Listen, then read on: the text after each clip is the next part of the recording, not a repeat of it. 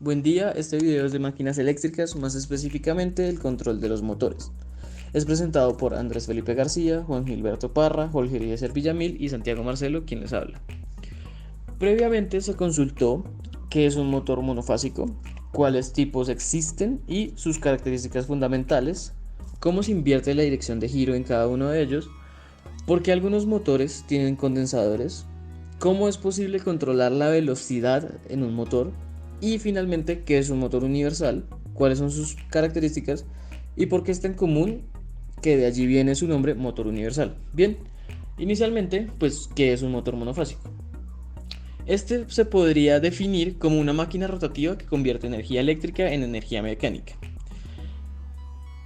Son principalmente de uso doméstico y la única diferencia con un motor trifásico es que este necesita un bobinado auxiliar para poder iniciar el accionamiento y en algunos casos puede usarse un condensador.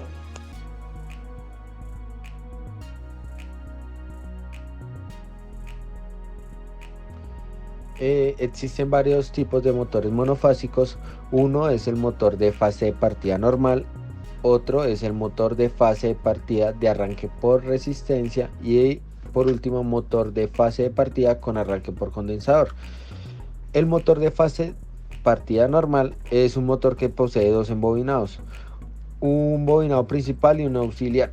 El bobinado auxiliar funciona en un periodo muy corto, mientras que el motor alcanza el 80% y ahí el bobinado auxiliar deja de funcionar a través de un centrífugo que desconecta. El motor de fase de partida de arranque por resistencia es un motor que utiliza una resistencia externa que está conectada a una serie con el embobinado auxiliar.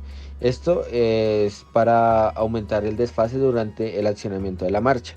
Y por último existe el motor de fase de partida con arranque por condensador. Ese es un tipo de motor que se podría decir es igual al anterior, pero la única diferencia es que esta utiliza un condensador electrolítico que hace como de bobina auxiliar para así hacer arrancar el motor.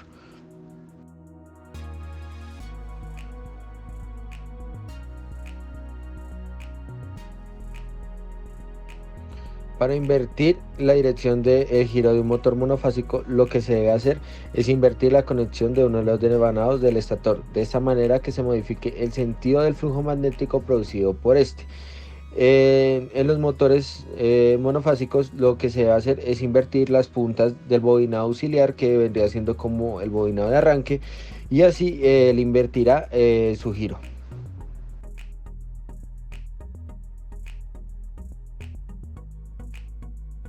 Los capacitores en los motores monofásicos cumplen la función que cumpliría un motor de arranque en un motor normal.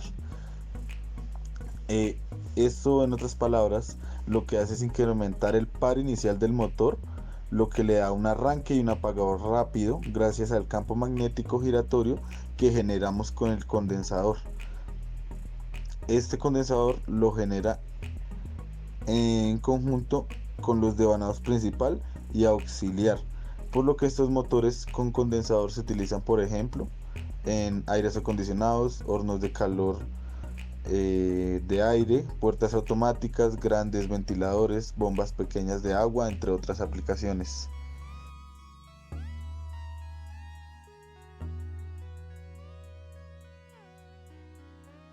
El método más empleado para tener un control sobre la velocidad del motor monofásico es la variación del voltaje en los terminales del motor. Este se puede llevar a cabo empleando tres diferentes técnicas.